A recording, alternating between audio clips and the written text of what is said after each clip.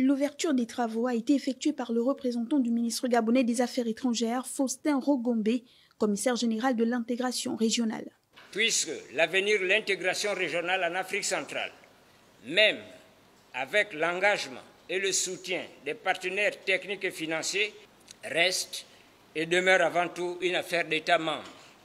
C'est sur cette note optimiste que je vous réitère la bienvenue et déclare ouverte la retraite de travail de la commission de la CEAC, élargie aux ambassadeurs chefs de mission diplomatique accrédités auprès de la CEAC. Cette retraite se tient au lendemain de la décision de la 17e session ordinaire de la conférence des chefs d'État et de gouvernement de poursuivre la mise en œuvre de la réforme institutionnelle de la communauté avec la mise en place des autres institutions de la communauté prévues par le traité révisé, la révision des textes fondamentaux restants et l'élaboration des techniques d'application nécessaires. On va discuter notre plan stratégique à moyen terme.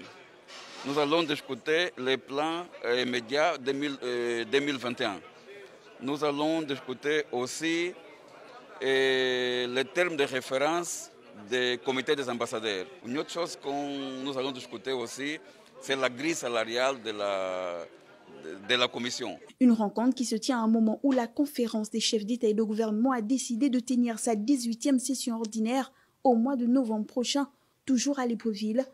À cette occasion, la présidence en exercice de la conférence sera transmise à la République du Congo, conformément aux dispositions pertinentes du traité révisé et de la 17e conférence des chefs d'État et de gouvernement tenue en juillet dernier. C'est donc une retraite nécessaire, d'autant plus que dans quelques jours sera célébrée pour la première fois depuis la création de la CEAC, la journée de l'intégration de l'Afrique centrale.